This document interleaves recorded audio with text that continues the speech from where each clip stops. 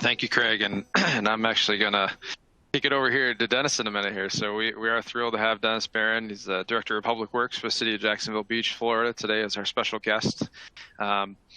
For those you may not know, Jacksonville Beach is located on the coast, just east of the city of Jacksonville. And I know had many times I was able to go down there. They tolerated me enough times, I guess. They kept having me back when we were developing a project. And a beautiful area. I definitely enjoyed my time there. And it's always made more special when I get to go someplace warm and nice when I'm here in landlocked upstate New York. So Dennis, good morning, and welcome again to the webinar here. And if we may just start out here, could you tell us a little bit about kind of some of your day-to-day and really what makes the city of Jacksonville Beach a great place to live and work? Yes, thank you. I appreciate it. And I'm really glad to be a part of this Blue Water webinar as well. This has been very informational for me to be able to watch as well and hear the participation. So, Jacksonville Beach was not my first home. Just been here a short time frame now, actually just a little over a couple of years.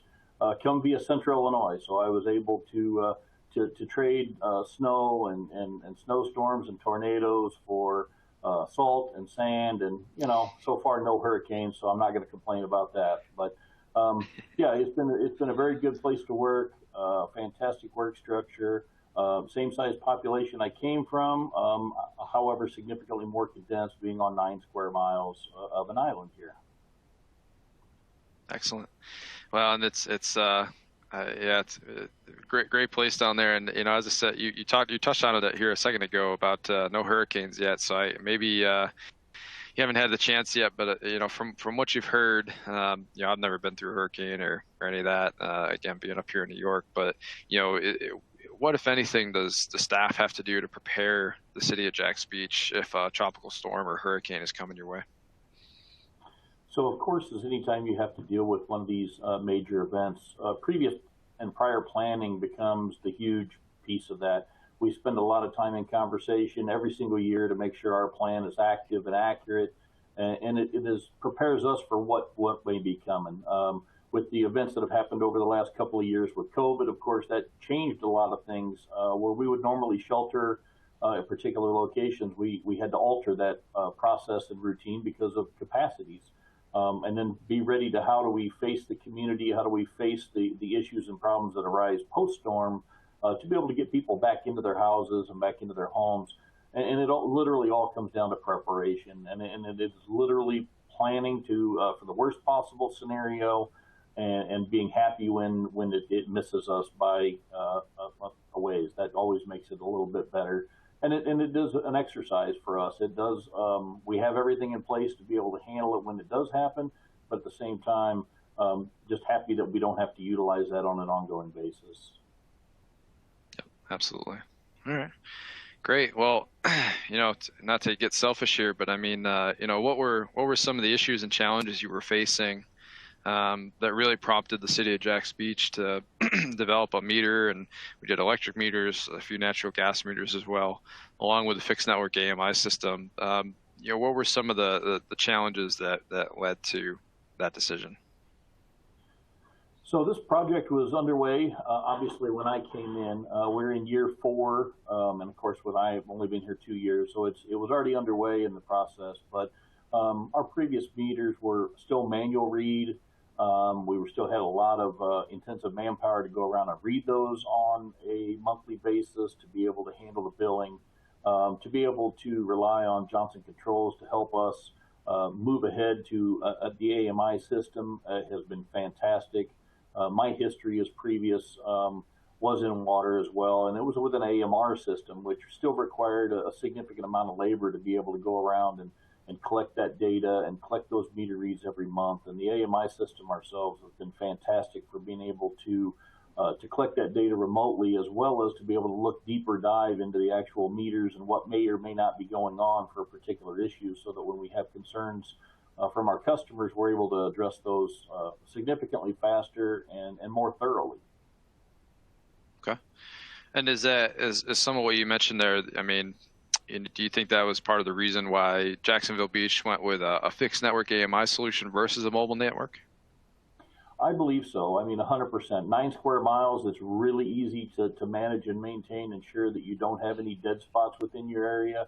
We were able to create a network, that had some resiliency built into it from the beginning. So we have more ability than what we're actually utilizing, so that in the event of something going down, we have the ability to be able to tap into additional towers to be able to get that data and keep that flow consistent. And I know we're looking into additional AMR or AMI type tie-ins to be able to monitor remotely some additional information and data that we want to collect in the event of a storm where we have to relocate, so that we can still kind of keep an eye on what's going on even though we may not be here. Excellent. Yeah, that's one of the great things there, right? Push of a button kind of stuff, right? Exactly. So, what were some of I mean, you kind of came in midstream there, but, as you observed the project being installed, what were some processes and procedures that had to be changed or modified as you were migrating from that manual system to the AMI network? Other than just the actual, inner workings of the meter system itself, our utility billing department had to do a lot of different training and additional keys to be able to utilize that information and be able to help customers based on their questions and answers. And I know for us, one of the big pushes that we've seen here as we're continuing to monitor and review the system is the system is outperforming the expectations. We're seeing 99% accuracy still into year 4. We're doing random residential meter testing and replacement, as well as more frequently annual larger meter testing to be able to assure, and we're seeing those results come in with very high accuracy, actually higher than what was expected or promised. So that's a very good thing for us to be able to keep an accurate pulse on what our actual water usage is and where. Excellent. Yeah, that's what we like to hear, right? we don't want to share. So, what's that? I said you got it for 100% with that. Okay. All right. So I guess if I just kind of a final thing here. I mean, how would you say overall? I think you've really hit a number of points here, but overall, how would you say the utility has benefited, the citizens of Jax Beach have benefited, and are there any points of advice that you might have for utilities that are facing some of those similar challenges and just getting their system up to grade? I think the biggest piece of advice I could answer to that is to make sure you're getting involved with what you really want or need.